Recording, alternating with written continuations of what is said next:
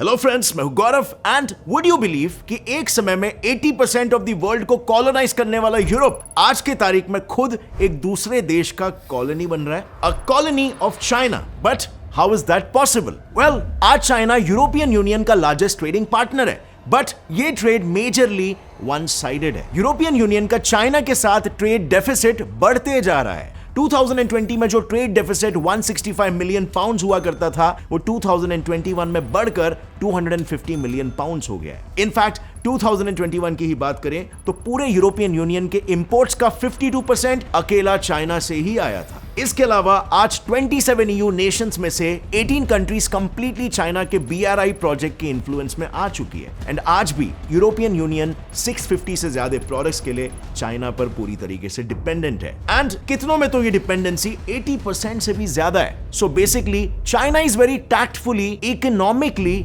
Colonising Europe. But इस मुद्दे पर थोड़ा सा गौर करें क्योंकि हमें सीखना पड़ेगा, राइट, कि इंडिया के साथ ऐसा कुछ ना हो कि चाइना कैसे एक एक्सप्लॉइटर अचानक से बन गया। वेल, इसके लिए हमें हिस्ट्री पर और चाइना की कुछ पॉलिसीज पर थोड़ा सा नजर डालना पड़ेगा। सो कहानी शुरू होती है 130 BC से। 130 BC से 1453 AD तक चाइना और यूरोप, ये दोनों रीजन्स सिल्क रूट के थ्रू आपस में ट्रेड किया करते थे और इससे दोनों भी कंट्रीज का काफी प्रॉफिट हो रहा था। लेकिन फिर 1760 में चाइना ने अपने प्रॉफिट्स को मैक्सिमाइज करने के लिए वेरी टैक्टफुली एक रेस्ट्रिक्टिव ट्रेड पॉलिसी इंप्लीमेंट कर दी कॉल्ड द कैंटोन पॉलिसी। अब इस पॉलिसी की वजह से चाइना में आने वाला हर कोई foreign trader was bound by these conditions. पहला कंडीशन ये था कि वो सिर्फ साउथ चाइना के एक पोर्ट सिटी जिसका नाम था कैंटोन में ही ट्रेड कर सकता है। दूसरा कंडीशन, कैंटोन के एग्जिस्टिंग 13 कंपनीज को ही यूज कर सकते हैं to facilitate the trade. Third condition, उन्हें चाइनीज लैंग्वेज भी सीखना अलाउड नहीं था। अब ऑफ कोर्स यूरोप को इससे सडनली बहुत ज्यादा लॉस होने लगा। So on one hand Europe में पहले तो ऐसे कोई हार्डकोर रेस्ट्रिक्टिव पॉलिसीज नहीं हुआ करते थे जो चाइना ने प्लेस किए थे, प्लस वहां पर चाइनीज प्रोडक्ट जैसे कि टी, सिल्क और पोर्सिलेन बहुत ही ज्यादा हाई इन डिमांड था। So China was still very much profiting at the cost of Great Britain, but not for too long. इस ट्रेड इंबैलेंस को बैलेंस आउट करने के लिए ब्रिटिशर्स ने एक सोल्यूशन सोचा, स्मगलिंग ऑफ ड्रग्स। अब ओपियम एक हाईली एडिक्टिव ड्रग है जिसे ब्रिटिश ट्रेडर्स इंडियन फार्मर्स से फोर्सिबली ग्रो करके चाइना भेजने लगे। And this is where the tables started turning. Because of easily available and cheap opium, देखते ही देखते Chinese became opium addicts. So much so कि almost within a few years, opium China में इतना common हो गया था कि Chinese civilian से लेकर administrative officials सब इसके addict होने लगे थे. So obviously as a defensive measure, Chinese government ने opium को ban कर दिया. But all in vain, because Britishers ने China में इसका export फिर भी जारी रखा and that was done through smuggling. Now after many years of trying, Chinese government ने फाइनली तंग आकर ओपियम को हर जगह से सीज करना शुरू कर दिया। वो सीज करते और तुरंत जला देते थे। बट डिड चाइना नो कि they were actually inviting a war? Well, yes, the opium war of 1839। But China इसके लिए बिल्कुल भी प्रिपेयर्ड नहीं था। So of course it lost and यहीं से शुरू हुआ the era of colonialism in China, जिसमें in the next 100 years west की बाकी कॉलोनीज के ही तरह चाइना को भी बहुत ही ज्यादा एक्सप्लॉइट किया गया था। But fast forwarding to today's age, आज के तारीख में टेबल्स हैव कंप्लीटली टर्न्ड और कैसे यूरोप आज चाइना पे बहुत ही ज्यादा डिपेंडेंट हो चुका है, that we have already seen. So now again for the second time ऐसा दिख रहा है the exploitee has become the exploiter. और ऐसा सिचुएशन जो चाइना ने क्रिएट किया है बिल्कुल भी पॉसिबल नहीं हो सकता था without China's infamous exploitation strategy. See, China की ये स्ट्रेटेजी बिल्कुल सिंपल है। सबसे पहले divide European Union into 3 parts. Number 1 western Europe, number 2 southern Europe and number 3 central and eastern Europe. And then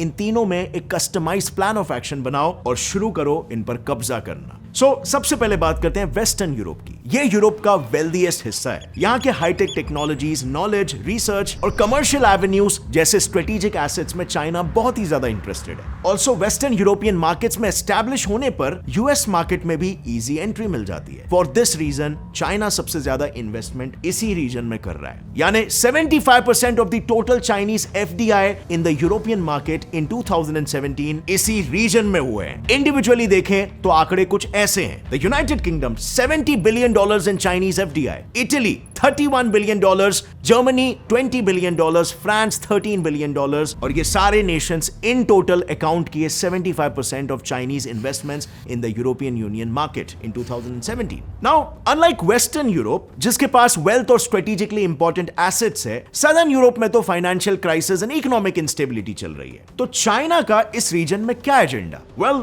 usually जब पोस्ट फाइनेंशियल क्राइसिस कंट्रीज जब अपना एक इकोनॉमिक सिस्टम को रीबिल्ड कर रही होती है, एक लार्ज स्केल प्राइवेटाइजेशन प्रोसेस शुरू होता है. सो अगर इनिशियल डेवलपमेंटल स्टेज पर ही चाइना इन्वॉल्व हुआ तो उसको उस कंट्री में एक अपर हैंड मिल जाएगा. In simple words, China is striking the iron when it's hot. और अब अगर हम बात करें यूरोप के तीसरे भाग की, यानी कि सेंट्रल एंड ईस्टर्न यूरोप में चाइना एक स्पेशल स्ट्रैटेजी के तहत ऑपरेट करता है और इस स्ट्रैटेजी का नाम है 17+1 स्ट्रैटेजी. बेसिकली चाइना ने 17+1 के फॉर्मेट में इन 17 कंट्रीज से इन्वेस्टमेंट और डेवलपमेंट प्रॉमिस किए हैं. जैसे यहां से ज्यादा फूड इंपोर्ट करना, चीप वैक्सीन्स भेजना, इंफ्रास्ट्रक्चरल प्रोजेक्ट्स कैरी आउट करना एटसेट्रा, ताकि ये नेशंस प्रो चाइनीज हो सके. मोटिव बिल्कुल सिंपल है, यूरोपियन यूनियन को डिवाइड करना. As we know, Eastern Europe बाकी यूरोप के कंपैरिजन में लेसर डेवलप्ड है. सो इन कंट्रीज को हेल्प का प्रॉमिस देकर चाइना अपने आप को CEE का सेवियर पोर्ट्रे करना चाहता है. बेसिकली उन्हें प्रो चाइना बनाना चाहता है ताकि इंटरनेशनल प्लेटफॉर्म्स पर 17 votes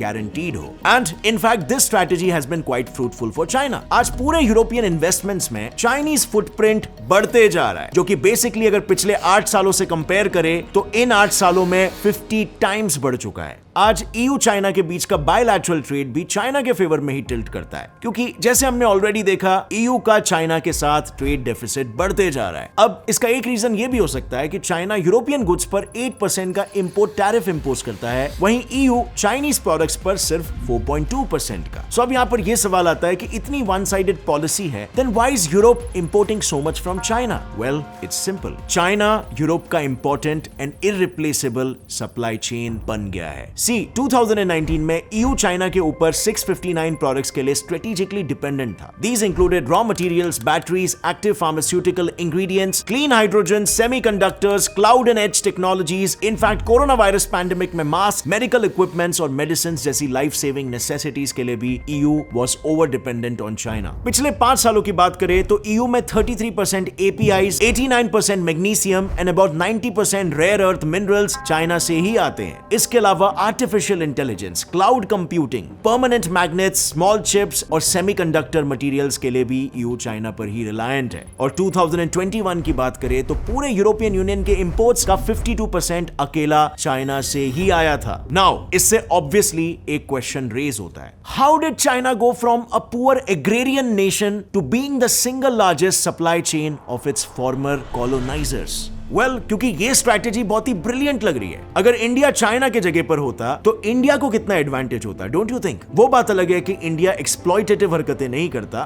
but still it's a very good position to be in. Well, इसको आंसर करने के लिए we have to go back to 1978, जब चाइना में कुछ मेजर इकोनॉमिक रिफॉर्म्स लाए गए. इन रिफॉर्म्स में से एक रिफॉर्म था कि स्टेट ओन्ड बिजनेसेस को प्राइवेट कर दिया गया और इकोनॉमी को फॉरेन इन्वेस्टर्स के लिए ओपन कर दिया गया. अब चाइना में एडवांटेज ये था कि यहाँ पर कॉस्ट ऑफ लेबर मिनिमल था. फॉर एग्जाम्पल, जहां पर यूरोपियन वर्कर्स $10 to $15 के रेट पर काम करते थे, चाइनीज वर्कर्स वहीं पर $3 to $4 के रेट पर इजीली काम कर देते थे. और raw materials, factory, engineers, labourers etcetera ये सब रेडीली अवेलेबल था. इन सब फैक्टर्स ने चाइना की तरफ वेस्टर्न नेशंस को अट्रैक्ट किया एंड इवेंचुअली चाइना को दुनिया का मैन्युफैक्चरिंग हब बना डाला. So basically the brain behind the product might be European, लेकिन उससे बनाने वाली फैक्ट्री चाइना की होती थी. फॉर एग्जाम्पल, सबको पता है कि BMW जर्मन ऑटोमोबाइल कंपनी है, पर उसे स्टेप बाय स्टेप बिल्ड कहां पर किया जाता है? In China. सो चलो, अब चाइना की सप्लाई चेन बनने की स्ट्रैटेजी तो सक्सेसफुल रही, पर अब उसका फोकस शिफ्ट हुआ इनोवेशन हब बनने में. एंड गेस व्हाट, इसमें भी वो यूरोपियन यूनियन का अनड्यू एडवांटेज उठाने लगा. नाउ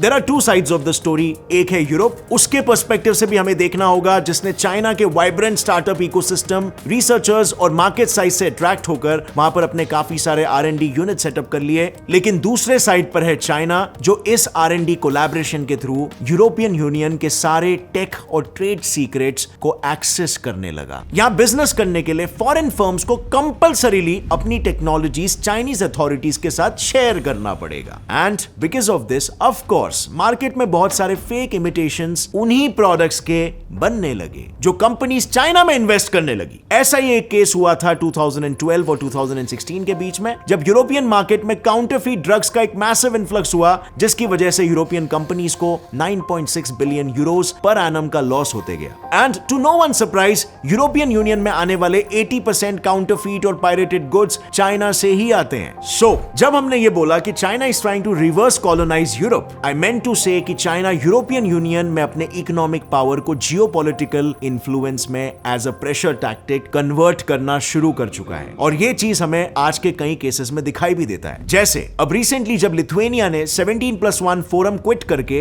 अपने कैपिटल सिटी में ताइवान एम्बेसी को ओपन कर लिया था, तो चाइना ने तुरंत 90% लिथुएनियन एक्सपोर्ट्स को स्टॉप कर दिया। इसके अलावा पूरे यूरोपियन यूनियन को भी इस इशू पर प्रेशराइज करने के लिए चाइना ने ऐसे प्रोडक्ट्स का इंपोर्ट भी बैन कर दिया जिसमें लिथुएनियन प्रोडक्ट्स यूज हुए थे। अब ऑब्वियसली इससे बहुत सारे यूरोपियन यूनियन कंपनीज का बिजनेस इफेक्ट हुआ। एंड इंटरेस्टिंगली चाइना से रिलेशंस बिगाड़ने का फियर इतना था कि ईयू ने सिर्फ वर्ल्ड ट्रेड ऑर्गेनाइजेशन में चाइना के अगेंस्ट एक कंप्लेन करने के अलावा इस पर कोई स्टैंड नहीं लिया। Now second case of pressure building था चाइना की अपनी 5G technology network company Huawei को यूरोप में एग्रेसिवली पुश करना। अब ये एक वेल नोन फैक्ट है कि हुआवे कंपनी चाइनीज गवर्नमेंट के बहुत ही ज्यादा क्लोज है और उस पर एस्पियोनेजेस के भी काफी सारे एक्यूजेशंस हैं। एस्पियोनेज यानी कि डेटा चोरी, spying, and this is the reason कि यूरोप में कुछ नेशंस है जिसने इसे कंप्लीटली बैन ही कर दिया है। Now this is interesting to see कि चाइना एज अ कंट्री सिर्फ एक कंपनी के लिए ईयू को प्रेशराइज कर रहा है। इन्वेस्टमेंट डील्स में उसने एक ऐसा क्लॉज ऐड करने की कोशिश की है जो सिर्फ उन्हीं कंट्रीज को अपने मार्केट को एक्सेस करने देगा जो अपने देशों में हुआवे कंपनी को अलाउ करेंगे। सो यस, आज स्थिति कुछ इस तरीके से हो गई है कि कहीं ना कहीं आज चाइनीज गवर्नमेंट अपने देश से पूरे ईयू को कंट्रोल करने की कोशिश कर रही है और इस कोशिश में सफल भी होते हुए दिखाई दे रही है। But you remember how British colonialism का एक इंपॉर्टेंट एस्पेक्ट था एजुकेशन को कंट्रोल करना। इंडिया में भी कुछ चेंजेस लाए गए थे। गुरुकुल सिस्टम को रिप्लेस कर दिया गया था with the British education system. उनका करिकुलम सिखाया जाता था उनकी लैंग्वेज में और उनकी आइडियोलॉजी भी। नाउ कोइंसिडेंटली इन 2018 हंगरी की प्रो चाइना गवर्नमेंट ने एक Chinese university called the Fudan University को बुडापेस्ट में एस्टैब्लिश करने का परमिशन दे दिया। एक ऐसी यूनिवर्सिटी जिसमें चाइनीज करिकुलम, चाइनीज बोर्ड और चाइनीज लोग होंगे। प्लस ये सब हुआ despite 2/3 Hungarians protesting against it.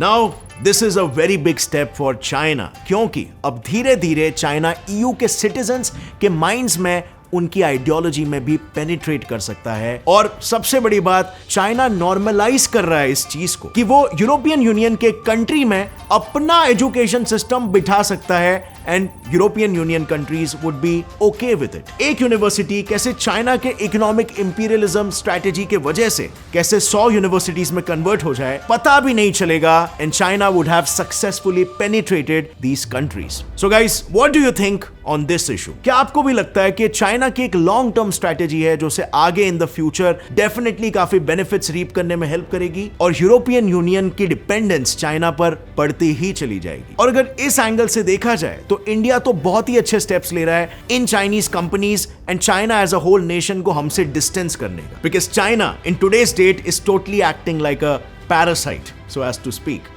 सो लिखिए अपनी राय नीचे कमेंट सेक्शन में, और अगर इस वीडियो से आपको कुछ भी नया जानने मिला तो एक लाइक जरूर ठोकना। Get Set Fly Fact channel को भी सब्सक्राइब कर लो और बेल नोटिफिकेशन दबाओ ताकि आगे आने वाली हमारी कोई भी वीडियो की अपडेट आप मिस ना कर सको। See you next time friends, till then as always stay curious, keep learning and keep growing. जय हिंद।